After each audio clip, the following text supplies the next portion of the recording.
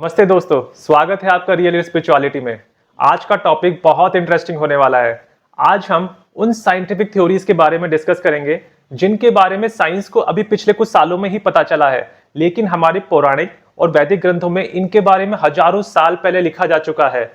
पहले हम इन टॉपिक्स की साइंस को समझने की कोशिश करेंगे और फिर देखेंगे कौन से पौराणिक या वैदिक ग्रंथों में बिल्कुल सेम बातें हजारों साल पहले लिखी गई थी। तो चलिए जानते हैं इस इंटरेस्टिंग टॉपिक को आज डिटेल में।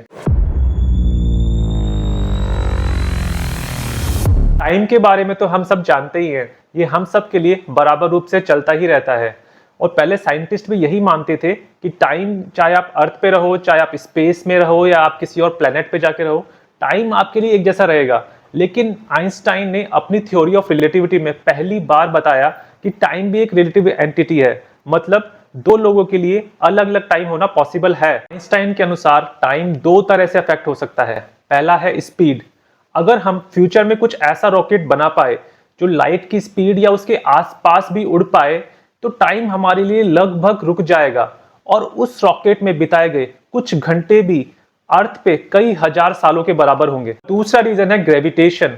अगर आप किसी ऐसे प्लेनेट पे जाकर रहना शुरू कर देते हैं जिसका ग्रेविटेशन फोर्स अर्थ से बहुत ज्यादा है, जैसे जुपिटर, तो वहां आपके लिए टाइम अर्थ के कंपैरिजन में रिलेटिवली स्लो हो जाएगा। इसी कॉन्सेप्ट को हॉलीवुड मूवी इंटरस्टेलर में भी बताया गया है कि जब स्पेसशिप एक ब्लैक होल के पास किसी प्लेनेट के पास जाके रुकता है और ब्लैक होल का ग्रेविटेशनल फोर्स पूरे यूनिवर्स में सबसे ज्यादा माना गया है, तो जब कुछ लोग स्पेसशिप से उस प्लेनेट पे जाकर एक दिन में वापस आते हैं तो स्पेसशिप में रुके हुए इंसान के लिए 7 साल बीत चुके होते हैं। क्या हमारे धार्मिक ग्रंथों में टाइम के रिलेटिव होने के बारे में कभी लिखा गया है? श्रीमद् भागवत पुराण, जो आज से हजारों साल पहले लिखी गई थी, उसमें राजा रेवतक और उनकी पुत्री रेवती की कथा में टाइम की रिलेटिविटी के बारे में लिखा गया है। कथा के अनुसार रेवती की हाइट काफी ज्यादा होने की वजह से उनका विवाह नहीं हो पा रहा था, इसलिए राजा रेवतक अपने योग बल से रेवती को लेकर ब्रह्मलोक चले जाते हैं। वहां वो जाकर ब्रह्मदेव से पूछते हैं कि क्या आपने मेरी पुत्री के लिए कोई वर बनाया है? तो ब्रह्मदेव हंसकर जवाब देते हैं कि जितने क्षण तुमने यहाँ ब्रह्मलोक में बिताए हैं, उतने टाइम में पृथ्वी पर 4 युग बीत चुके हैं और अब 28वां द्वापर युग भी समाप्त होने वाला है। जब तुम वापस जाओगे तो तुम्हें तुम्हारा राज्य या कोई संबंधी वहां नहीं मिलेगा, लेकिन तुम वहां जाकर भगवान श्री कृष्ण के बड़े भाई बलराम से अपनी पुत्री का विवाह कर सकते हो। यहाँ ये क्लियरली बताया गया है कि ब्रह्मलोक के टाइम में और पृथ्वी के टाइम में काफी अंतर है।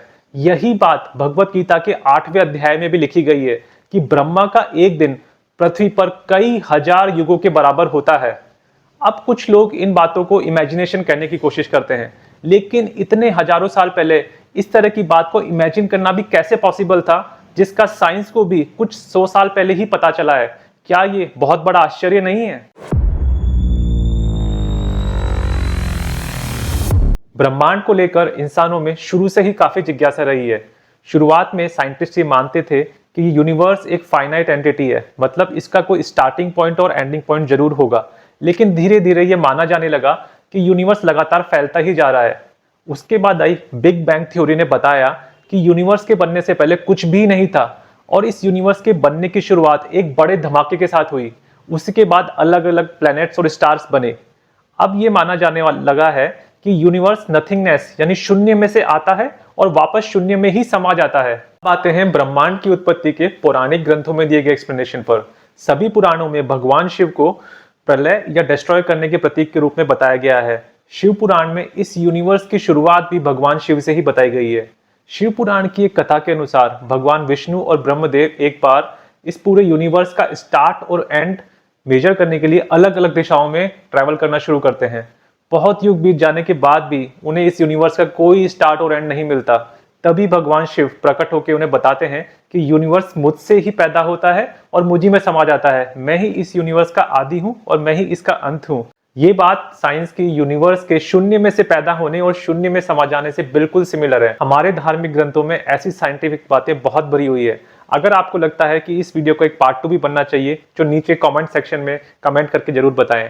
आज का वीडियो अगर आपको अच्छा लगा हो तो वीडियो को लाइक करें, चैनल को सब्सक्राइब करना ना भूलें और ज्यादा से ज्यादा इस वीडियो को दोस्तों के साथ शेयर करें। नमस्ते।